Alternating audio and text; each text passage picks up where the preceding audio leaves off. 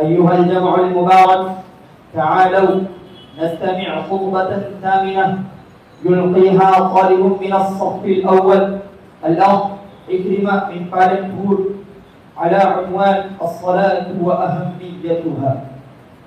الحمد لله حمدا يوافي نعمه ويكافئ مزيده، نحمده على آلائه ونشكره على عطائه، ونستعينه على طاعته ونستهديه إلى صراطه، ونصلي ونسلم على أفضل من صلى وقام وأزكى من حج وصام وعلى آله وأصحابه الكرام.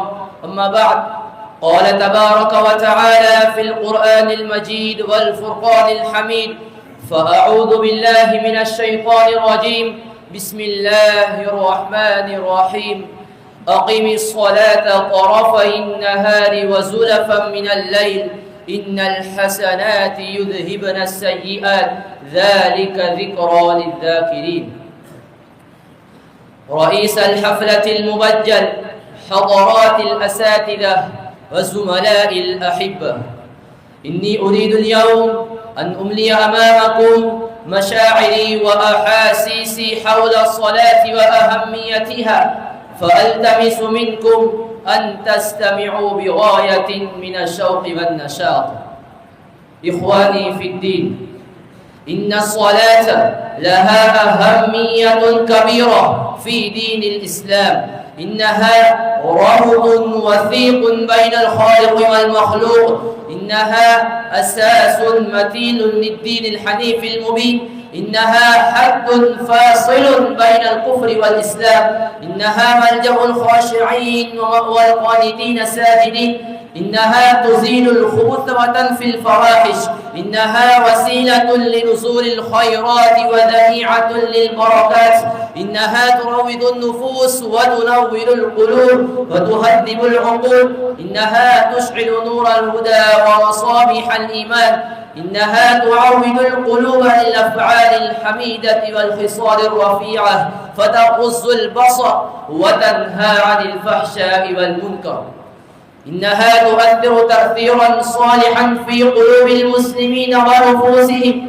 ولها سيادة على الأفئدة الهاوية، ولها سلطان غالب على الأفكار التائهة، ولها رئاسة جسيمة على الشهوات الباطلة الدنيئة، ولها زمام على الأرجاس الخلقية، ولها منع قوي عن الشيطان السائرة في العالم كله التي ليس لها علاج مؤثر عند الحكومات العالمية والقوانين النافذة الغالبة.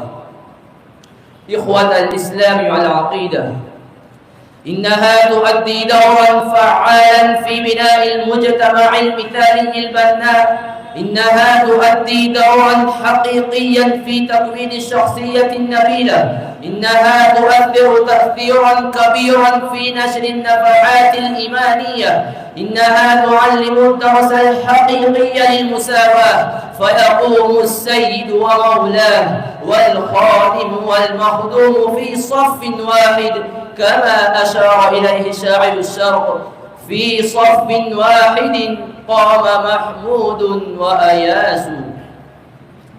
إخوتي الأعزة، إنها تهدم الفوارق المزعومة الخيالية، إنها تتحدى الآلهة الباطلة والفراعنة الجبابرة والطواغيت الباغية. اللا سجود إلا للواحد القهار، اللا ركوع إلا للواحد الجبار، اللا قنوت إلا للجبار القدير، اللا خشوع إلا للفرد الصمد الذي لم يلد ولم يولد ولم يكن له كفوا أحد. أحبائي، إنها معراج المؤمن، فهو يعرج بها من العالم المادي إلى العالم العلوي الصفصاف، وينتقل من الدار الدنيئة إلى دار الخلود والبقاء، ويتحرر من الآلهة المتفرقة إلى حضور القدس والجبروت، ويفتخر ساجدا وبكاء ويقول: إن صلاتي ونسكي ومحياي ومماتي لله رب العالمين لا شريك له.